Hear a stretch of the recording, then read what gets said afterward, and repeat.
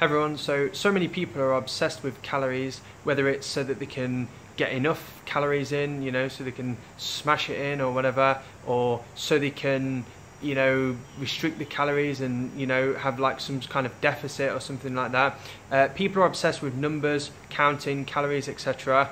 And it just got me thinking that in the wild, you don't have animals like, you know, a cow or whatever, or a horse or something like that. You don't have them weighing the grass and saying, oh, I need to eat so much today and I need to get so many macronutrients, so many micronutrients, so many vitamins, etc. You just literally have them eating until they're full of their ideal diet. So in that case, you know, the ideal human diet is obviously starches, fruits and vegetables. That's simply it. That's the ideal diet for humans, so that's what we should be eating, but whole, not like, you know, comes in a packet. I mean, obviously it can come in a packet if it's fresh, you know, like fresh potatoes or something, but I mean like all this stuff that's been mucked around with, that's been in a factory, that's been refined, you know, stuff like white rice, stuff like even sugar, stuff like that, stuff like I don't know, with all these chemicals and stuff in, you know, like how you get canned goods and stuff, things like that, unless they are, you know, literally whole or pure or whatever, we shouldn't, not only shouldn't we be eating stuff like that, but if we do eat things like that, that's when we have to be careful of how much we're eating. That's when we have to start using these numbers, using these man-made methods to counteract the damage of the food, because our body doesn't understand it. Whereas if we just start eating broccoli and potatoes and beans and sweet potatoes, brown rice, whatever, right?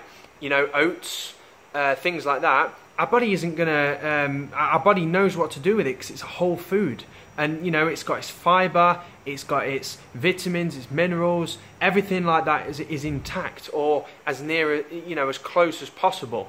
So at the end of the day, we don't need to count calories. We just need to simply, unless we're coming from you know, some sort of eating disorder background where we're totally out of tune, which obviously animals don't get eating disorders.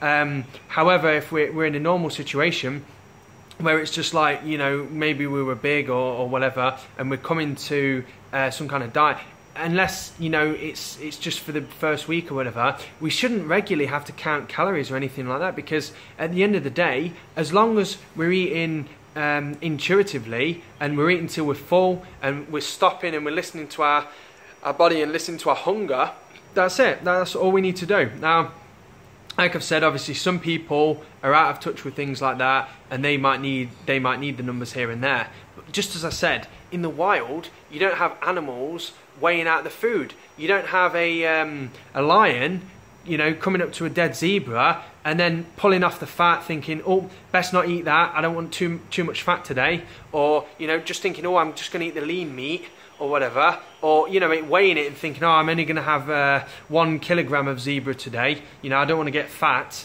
You just don't have it. It will just simply eat until it's full, and then it will stop, and then it will go away and lie down, or whatever it wants to do. So we are essentially the same in that respect. We should just eat until we're satiated. Another example is with me. If I have a really big breakfast in the morning, and maybe I add something in like extra peanut butter, you know, which I occasionally do have, obviously when I'm not on the elimination diet, or if I add in something else, sometimes I'll come to the nighttime meal and A, I won't be as hungry, and B, I'll probably end up leaving some, because obviously we'll be making the normal amount that we normally make at night time, and because I've had a little bit of a bigger breakfast for whatever reason, I find that I'm capped at about 4,500 calories. Any more than that, almost no matter what I do, I just simply can't eat it. So I could have 3,000 calories for dinner, for breakfast, but then I'll only have 1,500 night time.